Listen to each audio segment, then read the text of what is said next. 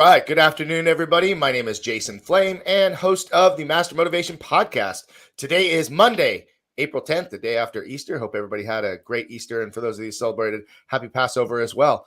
So listen, we have a great guest today. I know we have a lot of viewers that'll be watching from several of his schools today. So let me introduce him first. This is Phil Penticost, who was born in London, England.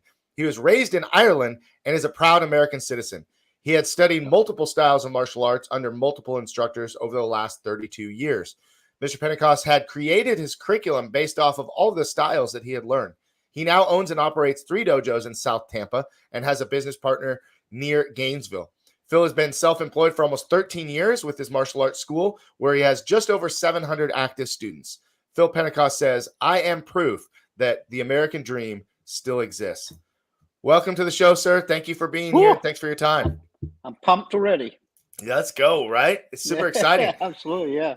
Hey, well, we're streaming out on several platforms, including your own today. So I'm glad that you were able to get that set up. And for those of you that are watching now, watching live, or maybe watch this later, feel free to engage in this conversation today. And any questions that you have, post those in the comments so that we can read those and add that to the conversation as well. Now, a couple other things, just housekeeping items that I like to tell everybody that if I happen to be looking down, and I take notes during my interviews, and so I might be writing notes. I'm not ignoring you, and I'm not looking at my phone. I'm just taking notes on what we talk about so we can make sure we hit all the details today. Once again, feel free to share this video, subscribe to the YouTube channel as well, guys, and let's get going. So, Mr. Penticost, why don't we talk about you were born in London, England, right?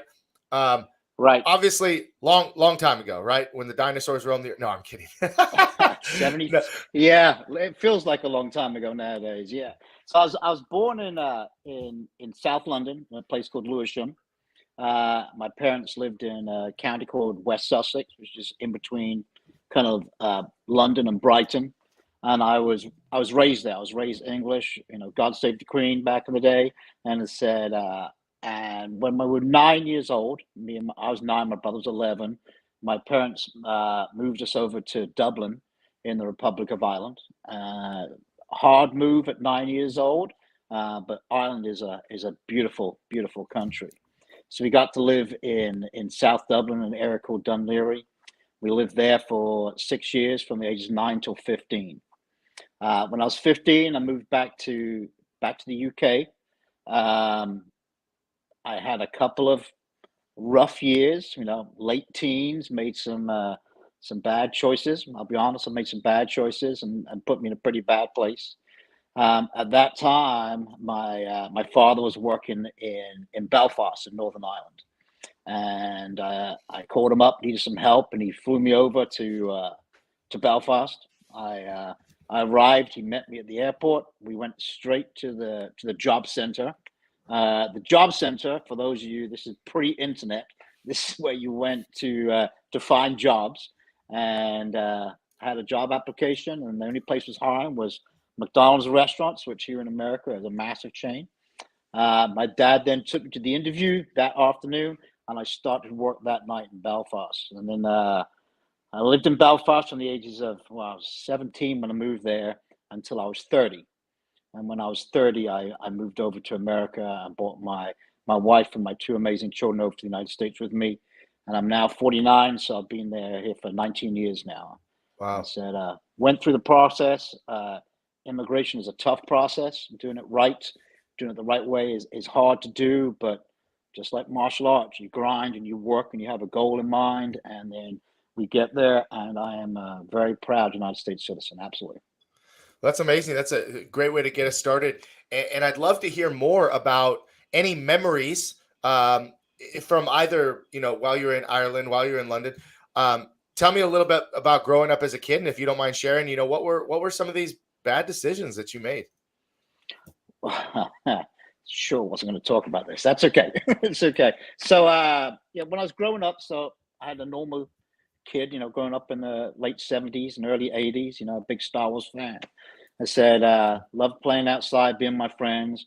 Moving to Dublin was tough. It was tough because you're raised patriotic by your parents, and then obviously the Irish and the English don't have the greatest relationship at that stage. So it was a little bit rougher when we were down. Oh, hey, Becky, how you doing? One of my black belts, Miss Becky, just joined in. I love it. Fantastic lady. That's another story. I said, we grew up in the tender years from 9 to 15 for kids, and we know this as instructors, they're real tough years, and I had some hard years. Becoming a young man in a tough environment. So when I went back to England, and I kind of let loose, and I didn't want to talk about this. I was drinking, doing some drugs, stuff like that, just stupid stuff. Now looking back on it, and made some real rough choices, and got to a stage after a couple of years of real bad choices that I needed to get out of there. And that's when my father flew me over to Belfast to help me out. So, but going in Belfast, my dad didn't give me East Bay IT. Sorry, I'm going to interrupt you, Jason. East Bay That's okay. IT, that's Sensei Rich. Sensei Rich just logged in. He runs our Chiefland location for us up near Excellent. Gainesville. Good Cool. to see you, Rich. Thanks for joining, Rich. Yeah, it looks like some comments and stuff coming in as well. Anyway, when I moved to Belfast, my dad just didn't give me any space. He goes, listen, you're going to work, and you're going to work, and you're going to work. And I went to work, and got absorbed into the McDonald's world. McDonald's is where my business education is. From 17 to 30, I worked for McDonald's restaurants. That's what my education is. I started off making French fries, cleaning toilets. That's what I was doing, and it was but at that stage, McDonald's had a very, very clear training system. Hey, you're here. We're going to teach you to do this, and then we're going to do a little test, and then you'll be here. And it seems very much, looking back on it, it's very much like the belt system used in martial arts. Mm-hmm. I said, you got your green badge, and you got your stars in it, and then you got your yellow badge, and you got your stars in it.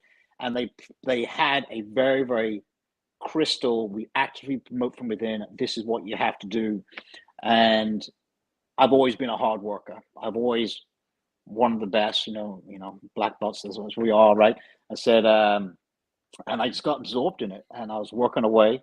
My boss at the time, when I first started working at McDonald's, really, really mean lady.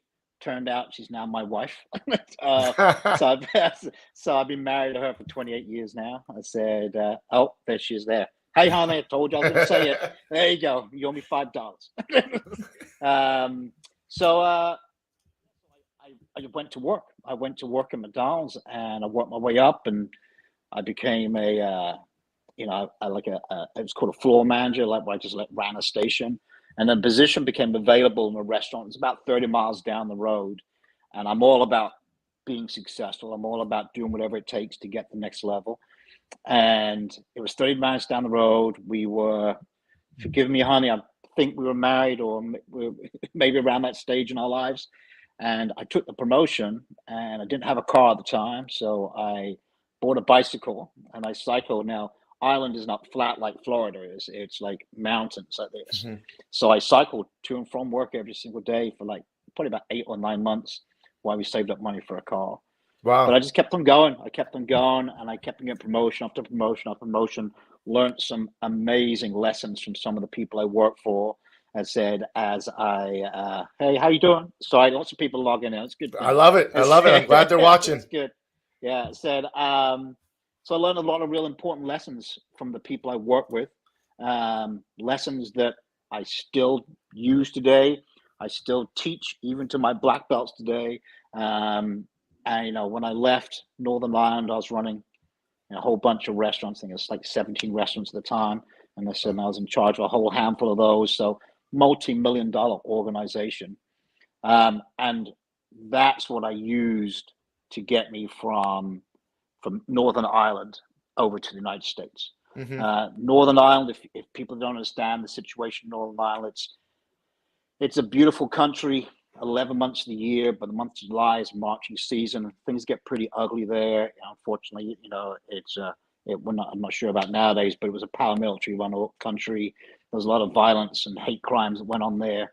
And me and my wife had decided there was one year in particular where there was a lot of rioting, and a riot actually broke out outside of our house, and we decided that we didn't want to raise our kids in Northern Ireland at that time. I guess it was 1998, must have been Mm-hmm. 98.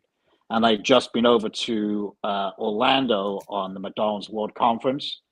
And I can remember, again, this is pre-internet for me. I said it was sending my wife a postcard. Hey, they've got swimming pools in the backyard. Things like that. But just nowadays is like second nature to everybody. Mm-hmm. And I remember saying to my wife, we need to get out of this country. And I said, well, Ireland's this big and America is this big. I can offer my children this much opportunity or this much opportunity. Mm-hmm. And it became very, very clear to us that that's the move that we had to make. And my kids were still young enough that they didn't have like deep roots that I'd be pulling them out from. Mm-hmm. So we used McDonald's as our engine. I got a sponsor here in the United States to sponsor my then visa. I moved over in 2004. And my amazing wife, who'd never been to America before, jumped on a plane and followed me over. Wow. And when we arrived in America, I can't share it with you. I have a picture. I said I have a picture of me. There's me. We were 30 years old. It was me and my wife, my two kids. I think Amy was 3, Jordan was 5 at the time, and we had 4 suitcases and $9,000 to our name. That was it. And we arrived and just kind of went to work. Unfortunately, the people I was working for, McDonald's in the U.S., were fantastic people. Sam and Cindy Candy, thank you very much for everything you did for me. But McDonald's is different here. There was no training system in place. The job satisfaction wasn't there, and it just wasn't what I was used to, what I grew up in. And I was unhappy. I was unhappy doing what I've done for so many years here in the United States. And I'd started working. I'd training in martial arts with Master Brown. You had him on a while ago. Hey, how's it going? And he offered me a job. To say, listen, leave McDonald's, come and help me run my restaurants, my dojos. And I said, business is what I do. That's what my education is. That's what I'm really, really good at it. And that's what I made the transition from, 16 years in McDonald's, and then I moved over to doing martial arts for a living. So you never had martial arts experience before you came to this country. Is that correct? Oh, no, I had been studying martial arts. Oh man, that's a different question. Okay, so I was 17 when I moved to Northern Ireland. Okay. And I was 17 when I started martial arts. Up until then, I said I hadn't done anything. And I tell this to my students all the time. I said, especially the younger students, that are still at elementary school, you guys have got so much of a jump start on me and what I had. Sure. The things I can now offer for these people is great. So I started martial arts at 17. My friend Jerry harassed me for months and months and months. Come down, I think he called it kickboxing. Come down to kickboxing class. So I've always been a big guy, right? And it says I've always been able to take care of myself. It was never an issue. But hey, how's it going? I said I'd always been able to take care of myself. And he goes, listen, come on down. And I went down to class just to shut him up, basically. Hey, listen, I'll come down, stop harassing me. And we got down there. Now in Northern Ireland at this time, there was no dojos. Everything in the UK is club orientated. And there was a group of guys, maybe 16, 20 guys at the time. And we trained on a basketball court. So no pads, no nothing. If you fell over, you felt it. But Jerry goes, hey, you want to do some sparring? And I said, what's sparring? I said, he goes, it's like practice combat is me. Now, Jerry was like half my weight, he's, maybe 120, 130 pounds wet. And I said, I'm going to hurt you. He goes, okay. So we put on gloves. Sensei Rich. Yeah, I see it, Sensei. You say you love this story. I tell the story a lot. But Jerry put on the gloves for me, and he whooped me for what felt, I don't know how long it was. It must have been like 10, 15 minutes. It felt like a lifetime. I still remember getting whooped by him so bad. And I remember saying, listen, that's never, ever happening again. Sign me up. And I did class that day. So that's how I started off in the martial arts world. And I tell that to my my black belts. I tell it to all of my employees because I am relentless when I'm trying to get new students, when I'm trying to encourage parents to come on the floor. And I Mm-hmm. tell them that story. And I said, where Jerry harassed me for months and months and months. And eventually I started martial arts. And hopefully I have influenced thousands and thousands of people over the years with the positivity of martial arts. So I tell them, said, you could be the next sensei. You don't know, right? I was a no guy. I'm not coming. I'm not doing martial arts. I'm not going to do it. And he goes, and then you just don't know where that next person's going to come from. That the next person's going to influence thousands and thousands of people.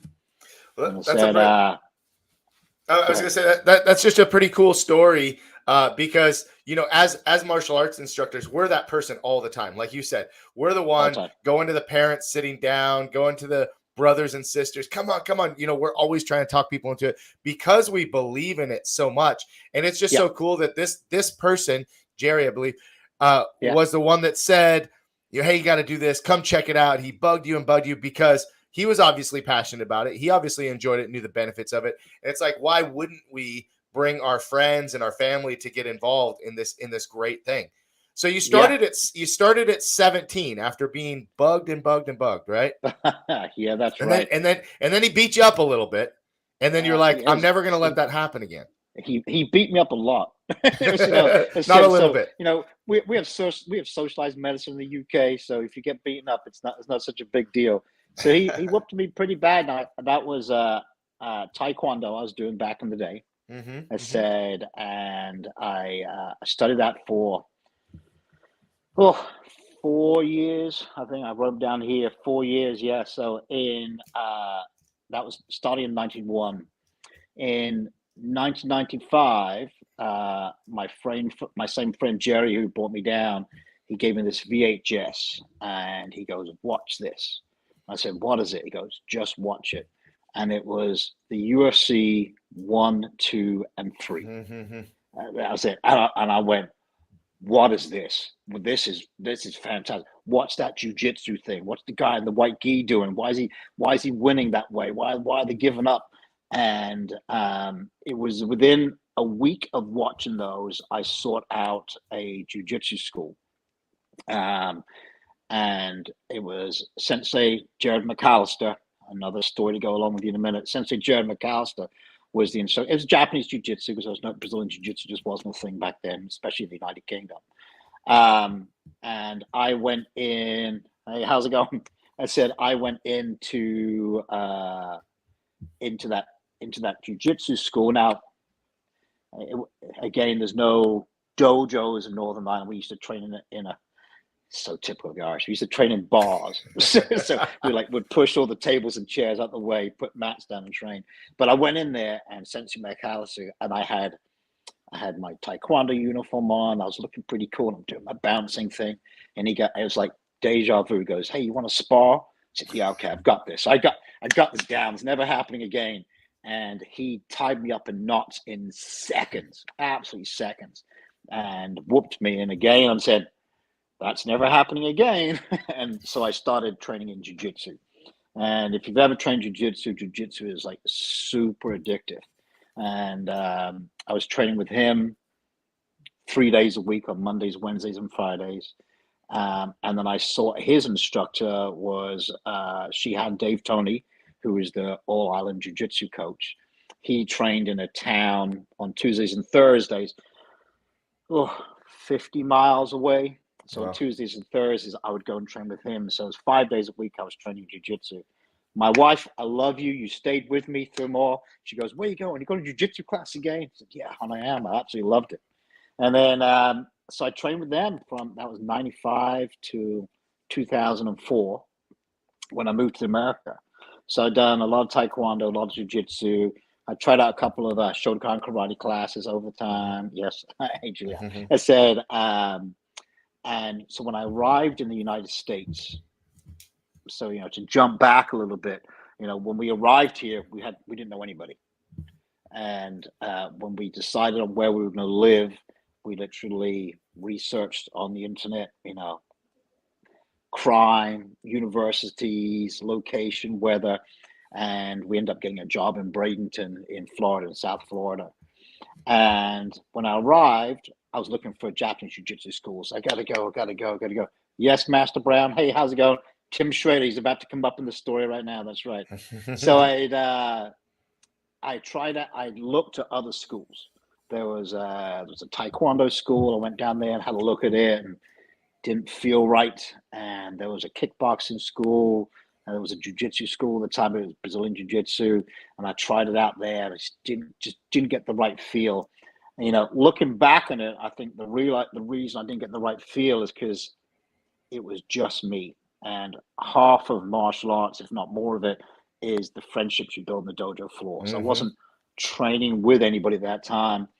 And I didn't train for 7 months. 7 months I didn't train for.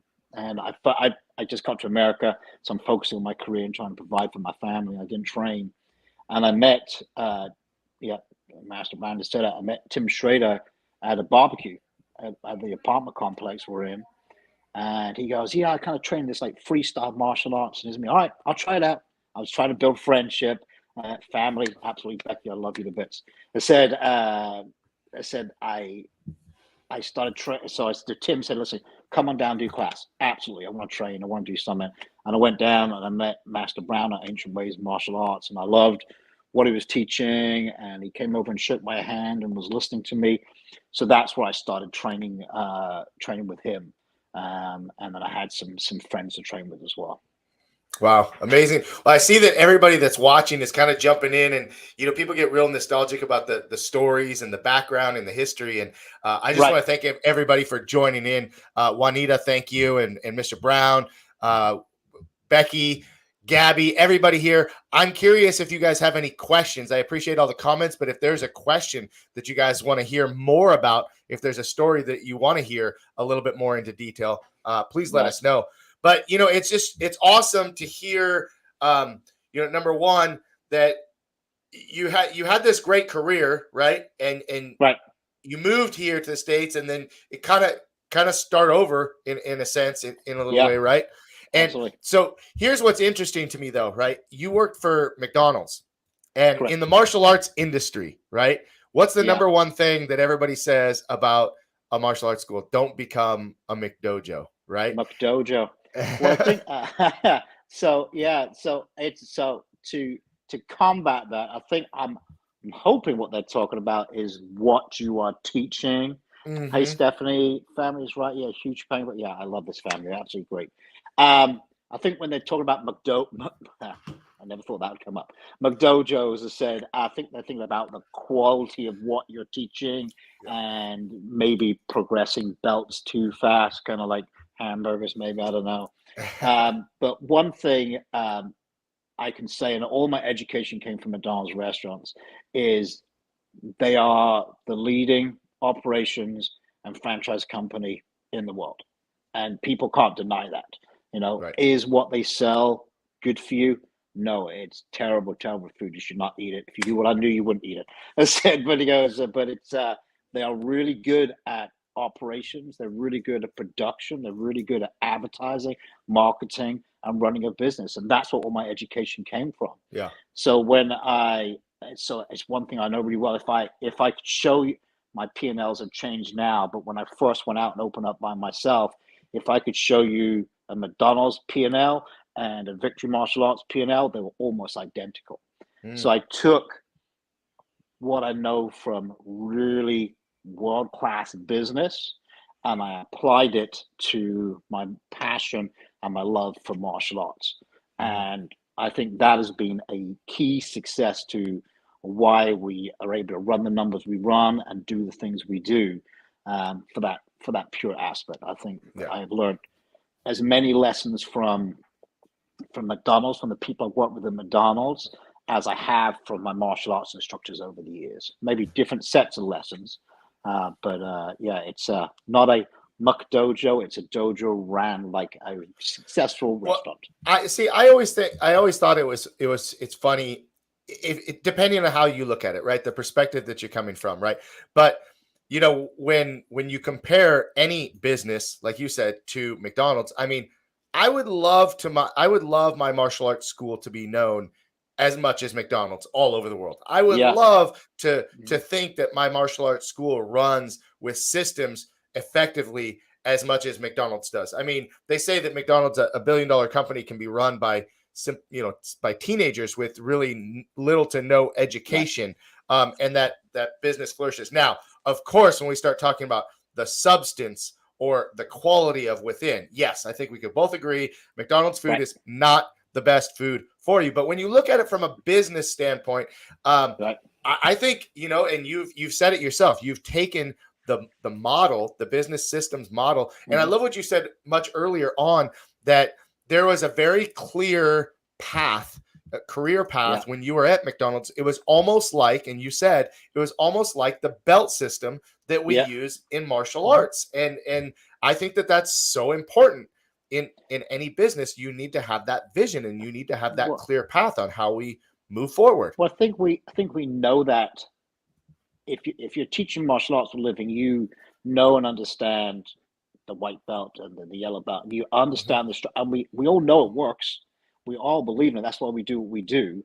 And you just have to have the exact same for your business. You have to have exact same for your employees. You got to be able to produce a path for them, Mhm. from them to be able to follow.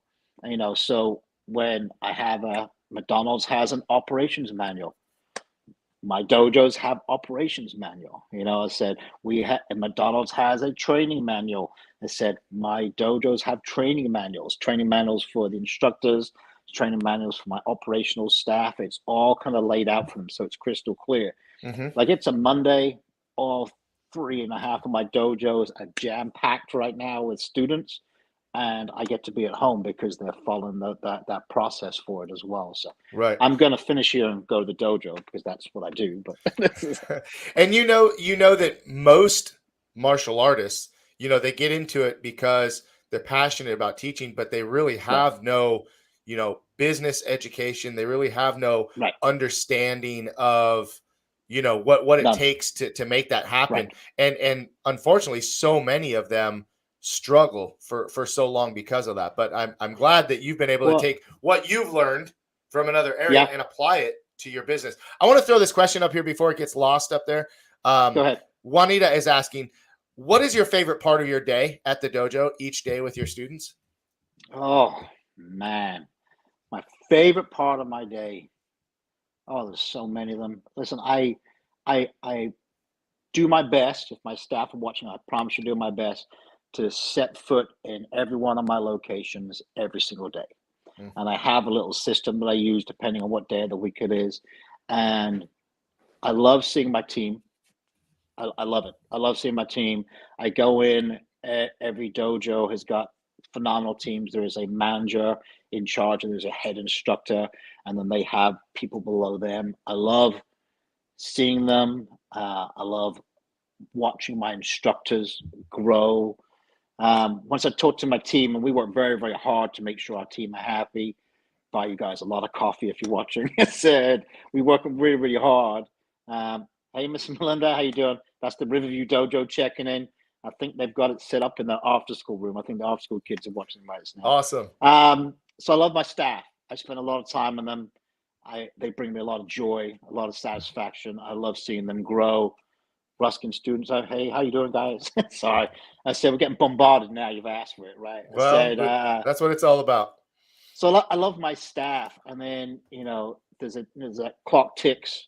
We have a very healthy after school program, and the buses pour in, and it's meeting, greeting the students every single day, and watching them. It's kind of changed over years. They used to be really happy to see Sensei Phil, and now they're really, really happy to see their head instructors, which is Hmm. Sensei Brad, Corey, and Sensei Chrissy do a phenomenal job for me. And just watching the JoJo be alive, it's a phenomenal, phenomenal sight that every single one of them is alive every single day. I love watching my instructors teach. I Hmm. love teaching. I still teach every single, well, not Mondays, but I teach every other day of the week because it's part of who I am.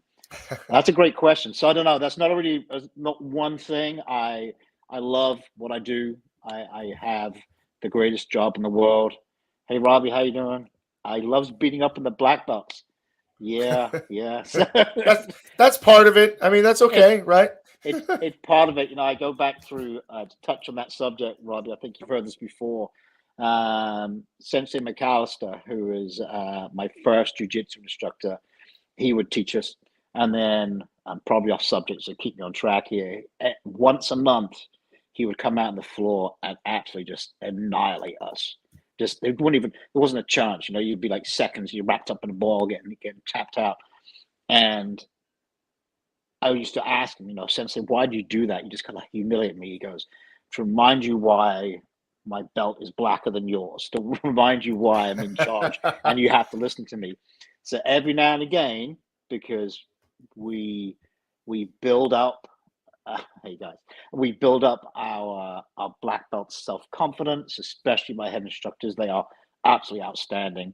But sometimes they start, you know, hey, I want to challenge the master. So you have to do, I call it a McAllister class. You know, I have to sense a McAllister. So if McAllister class is coming, they know they're gonna Well, let's feel the listen. wrath a little bit. Let's back up quite a bit Yeah. because we're Go. talking about, your three schools and your teams and, all these Right. people that you work with and help you do what you do every day. Um, Yeah. let's go back to when it was just you. You had just come to Oh. this country. Talk about opening your first school here. What prompted you to open your own school? And how was that for you when you started out, especially, being new to the United States, things being a little bit different here than where you were from? So I'd been in America. We got here in '04 and I didn't open up my own dojo to 2010. What prompted me? You know, I spoke to my wife this morning about this. The McAllister class is not awesome, by the way. It's coming up on the screen. I said, I was trying to, I, tr- I try and explain to people. It's like I felt a calling. I felt like I had to do more. I had to be by myself. I wanted to be able to supply for my children. I got two amazing kids, um, both black belts, compulsory martial artists. So I wanted to find something that I could provide more for them for. I felt like I needed to put my stamp on the martial arts world and hopefully change some things or make some things better. And I just felt a calling. And people ask me, like, I ended up, my first dojo was in Apollo Beach, Florida. And people ask me, why did you pick Apollo Beach? Because at the time, the town was pretty small. There was already two other martial arts schools in that town. One had been there for like 25 years.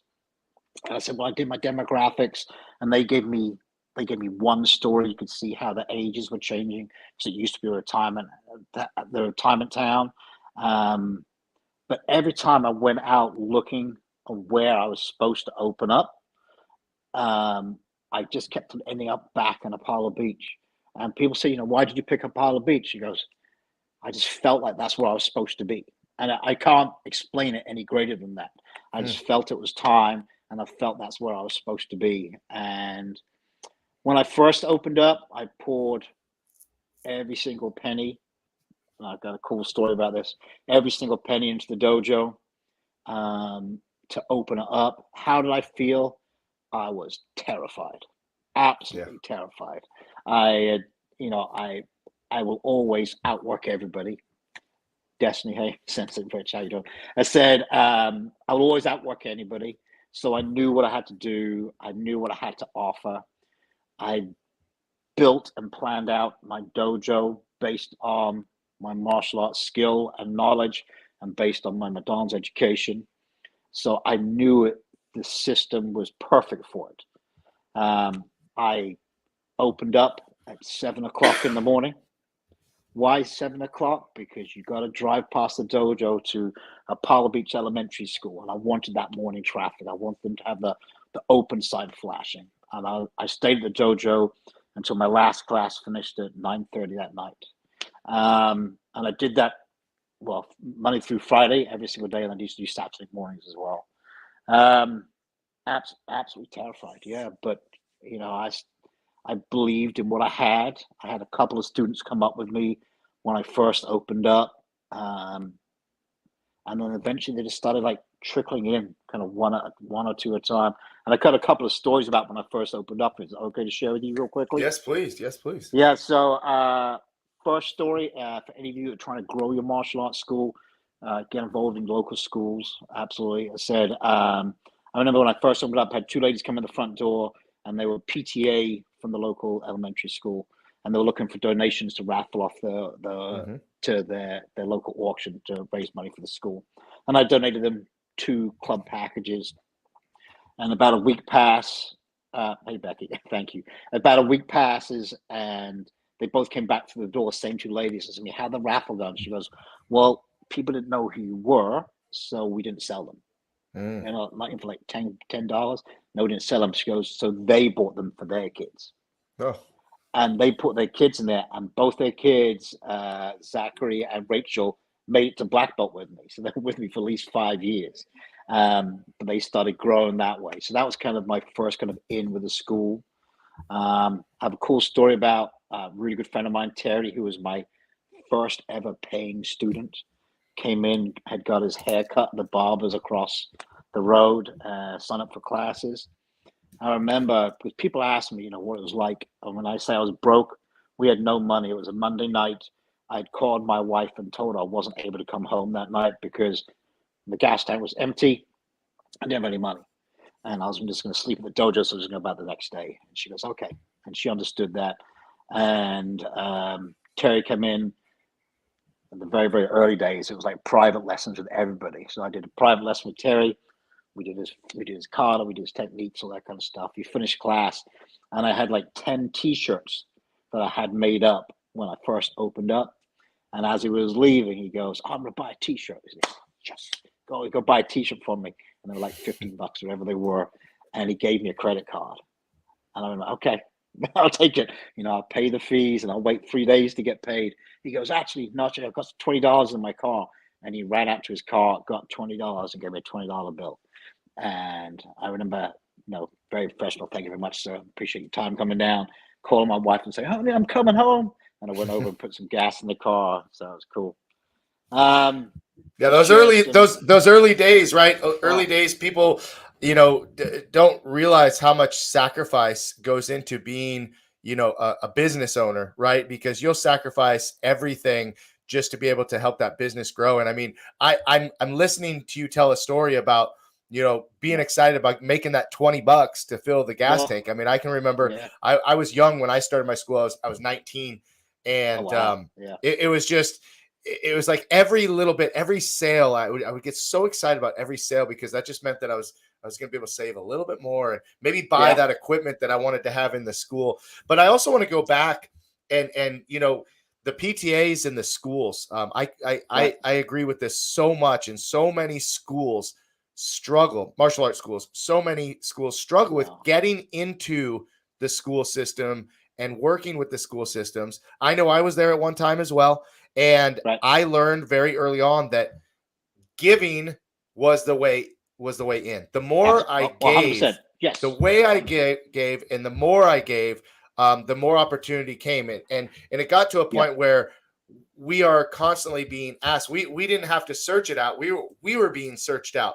Can you yeah, donate for this? Can you donate for that? Can you yeah. participate with this? Can you participate with that? Can you sponsor this? And one thing leads to another. But that's just a great story that we've all had that happen. We donated auction items and they didn't get sold, and the parents bought them Yeah. and they become fans, and now they're students and fans, and now they're who And better they're to running the talk about PT, your school. and they're running the PTA. They have access to the entire school. Absolutely. Yeah. Yeah. So you were gonna tell another story. Oh, I can't remember what I said now. Um, oh Thank you, yeah, Juanita. sorry. Words of wisdom. I said I have a very successful lady who put her son with me. Um, I opened up in November. He started training in January. Still trains me today. Phenomenal kid, Zane. And I was talking to his mom. His mom's a very strong woman, very successful at what she does. And she could see that we were a brand new business. And I remember chatting to her, and one of the quotes she said to me, she goes, if you are truly, I mean, truly, truly passionate about what you're doing, money will just follow you. Mm-hmm. And I use that all the time. I use it with my instructors and my managers. I use it with myself sometimes. If you really believe in what you're doing as a martial artist, in what you're doing in the martial arts world, people will recognize that passion. Mm-hmm. You know, and so when you do the road signs, do the PTA, do your advertising, do all that kind of stuff, but ultimately, if you get someone to do it, if they see that passion on the floor, that passion for martial arts, you don't have to sell them. They will just come and come and train with you. So Man, that's so true. and she told me that really early on when I was, we were trying to get to student 100 as fast as possible because that was the break even mark. And I don't know where we were, but I remember her telling me that. And actually, I share that lesson with so many people over the years. Stay passionate. If you're passionate, it will just happen for you. Well, I can't tell you how many staff meetings that I've talked about this very subject, that you don't ever have to feel like you're selling anything or feel No. guilty about selling what we do, because if you love what you do and you're passionate about what you do and Mhm. you're able to just communicate the value and what we have to offer, because I think that's the hardest part, is for us to be able to communicate and demonstrate the value of what we do. I mean, all it takes is a couple months with one child, and you see they go from the kid that's slouched over to the kid that's standing up straight, the kid that's saying Yeah, yeah to yes sir, yes ma'am, absolutely. to the ones that are saying please and thank you. Their technique, of course, is improving over time, but all those other things, they start to see that almost Right. immediately. And if you remain passionate, you're right. I mean, it's easy to get people to enroll. It's easy to get people to move up into, the different Yeah. levels of the programs you have. And it's easier to keep them longer if they see that passion. My question to you is, Yeah. how or what makes you so passionate about martial arts? Oh, man. What makes me so passionate? Uh, is it any one thing? I think time and time and time and time again, you see the positive impact you have on someone's life. And it's very rarely, I defended myself against an attacker. Mm-hmm. It's normally confidence, self-esteem, all the other things that we teach, that code right there, the Bushido code I teach at the dojos.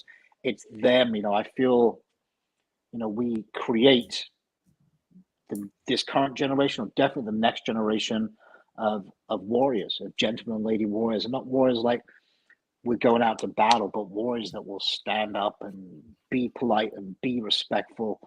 And you see that, and time and time and time again. And the beautiful thing about it, my instructors see it time and time and time again. Mm-hmm. And sometimes I go through, and I think we all go through this. We go through stages of doubt. Am I making a difference, or just teaching people to punch and kick? And then you hear a success story about how you Mm-hmm. influence somebody's life in such a massive way and potentially change them forever. Mm-hmm. That's why. Thank you. Absolutely. That's why. That's why we keep on doing what we need to do. Is when you talk to parents, you talk to students, you talk to them, and they tell you the things you do. Jump back, and I'm kind of a little bit all over the place right now, but kind of jump back and forth. I said it's such an amazing thing what we do with them. It really, really is. I think we have an obligation to teach them as well. So Mm-hmm. I just love it. Absolutely love it. Well, and isn't social media awesome in that way? Because so often I'll see a post of a child who had a breakthrough in class, and mom and dad post about it.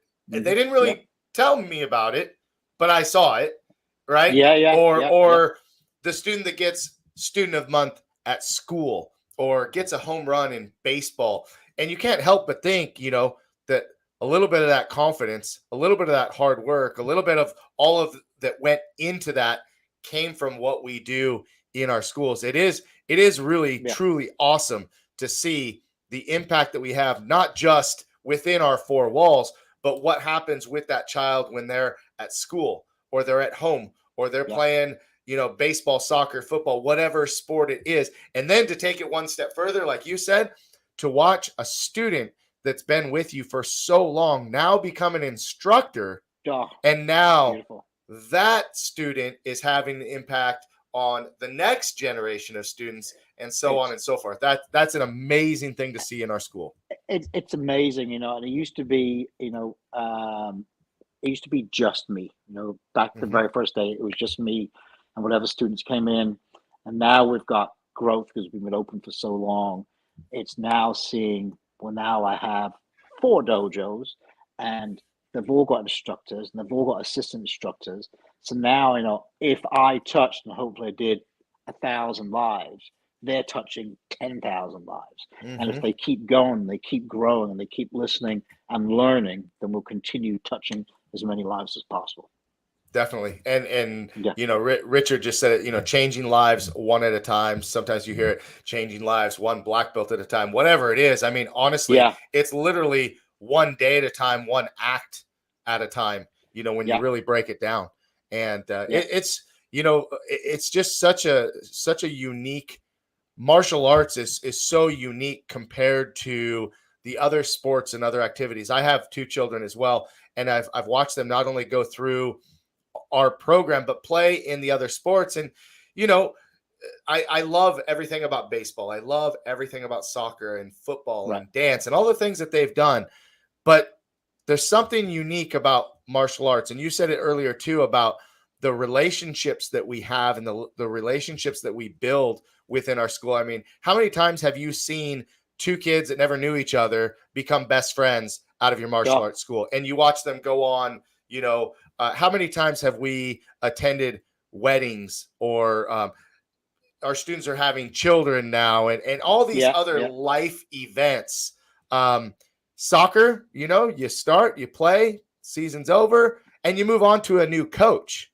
That's typically what happens unless you're playing, year-round sports. But I mean, we have some of these kids from the time they're 3 or 4 years old, all the way up, and that relationship between the instructor and the child and the other students, the child and the new instructors, then they become that instructor.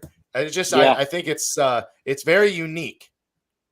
It's very unique, and I think the biggest challenge we all face is educating people on what we do, because they get educated by UFC, Ninja Turtles, Ninja, whatever it is they get educated by, and that's what they think they're coming in for. And then the list of the other things that we offer, from, we just said them all, life skills, confidence, all that kind of stuff, that we educate them. We have the first free week, we've got to get them as much of that as possible. And he goes, but then we have to, as time goes on, they start seeing all the other things we do. We are not teaching people how to punch and kick. We are changing their lives and changing their confidence. And if we could,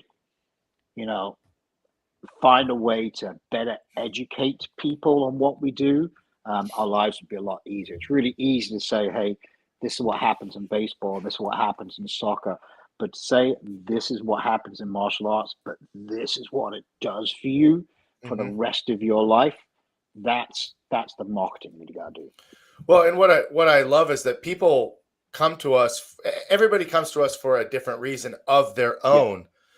But then, you came for self-defense, but you're going to leave with confidence, discipline, respect. And you have no idea where it's going to go. You came for fitness, and now you're getting A, B, C. You know what I mean? It's like you came for this, but you're getting so much more. You're going to get that, and you're going to get so much more. And like you said, it changes your life. I heard this quote once, that martial arts changes your life for the rest of your life. Once you're a martial arts student, for a significant amount of time, let's just say at least a minimum of a year, you've done martial arts, it doesn't leave your system, right? I mean, those benefits can last your entire lifetime, and you can take the things that you get from martial arts to help you be successful in Yeah, all areas correct. of your life. And, that's what I love to remind parents is that, like, you come from martial arts, but if your kid loves soccer, that's amazing. It's only going to enhance that, Yeah, right? yeah, yeah, yeah. They want to Sure. be goal oriented. You want them to shoot for, going to college. Well, let's talk about our goal setting system and how we put stripes on their belt, and each belt leads to the next, and the next leads to black belt, and so on and so forth. I mean, that goes right back to what you were saying about McDonald's and having a Yeah, career path, being able to have a make it vision. I mean, how many of make our it clear. kids can look at it and just literally break things down in manageable steps to see growth Yeah, and success? yeah, without a doubt, without a doubt. We used to have when I taught down in Bradenton, we had a lot of students come down from IMG Academy, which is big sports complex. They did all the sports, but primarily tennis and golf. And we would have students come down to train with us, and their coaches would send them to martial arts instruction. And we teach their coach and say, listen, what are your goals, from studying martial arts? And say, well, Johnny's a great tennis player, and in practice he's doing these shots. But when it comes to competition, is when he struggles, when he's under immense amount of pressure. So we have professional athlete coaches sending their students to martial arts instruction to build up their self-esteem and their self-confidence, and then apply it to their game. Mhm. It's just a phenomenal thing. Yeah, pretty dramatic effect, truly. Yeah, we have a lesson plan that we do with quite regularly, and maybe 2 or 3 times throughout the year, when we ask people why they started martial arts and why they continue to Hmm. continue, and it's Mhm. never the same. Right. It's never I started for fitness and I'm still getting fitter. It's I started for fitness, but man, I made some great friends here. You know, Sure. I wanted some self confidence, but man, I'm in such great shape now. Mhm. And so we have that all the time, and you can't, Rich, who's on here as well, to tell you his story. He came in by one of my other students, invited him down. They met him down the local Beef O'Brady, said, come down and watch class. And him and his wife came on originally for fitness. Well, he stayed with me and he worked his way, followed that system, I said, and got himself to first degree black belt, second degree black belt, third degree black belt. He recently, well, a year and a half ago now, sold his business, retired to Chiefland, Florida, close to Gainesville. And he asked me, he goes, listen, Shihan Phil, I want to continue training. Is it okay? There's no Victory Martial Arts up there. So is it okay if I find another school to train at? I said, absolutely. I appreciate you asking. That's a respectful thing to do. I know what time was. A couple of weeks passes up and he calls me up and he goes, I got a problem. I said, what's that? He goes, there's no martial arts schools in this town. What about the next towns over? He goes, just 3 towns and like a triangle. There's no martial arts schools. And I said, well, I guess you're teaching then. And he goes, what do you mean? I said, you guess you're teaching. And I said, we've got to find a way. So he's actually my first business partnership. We bought him under our banner. And I said, listen, I'm going to give you the operations manual. I'm going to give you all the lesson plans. I'm going to give you all the instructor development. I'm going to give you everything you need. I went up to Chief and we researched the area. We helped him find a location. We helped him negotiate his lease. We did all the marketing that we've done so many times before.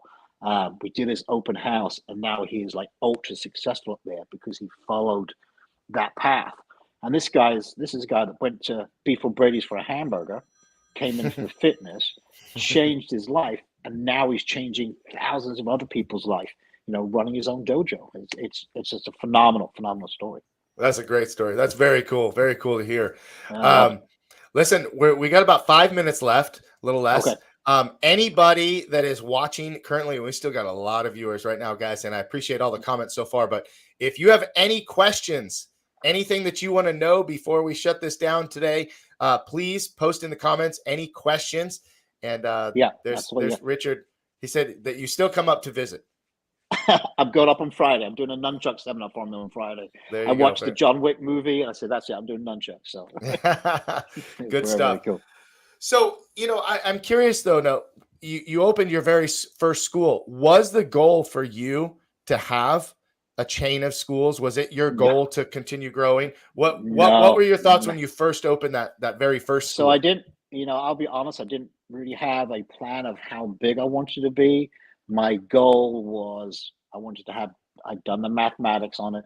and I said, I've got a business background here, and I wanted to have 10 to 12 after school kids. That's what I need to do to pay the rent, Hmm. right? We now have 260 after school kids, right? So Wow. it grows.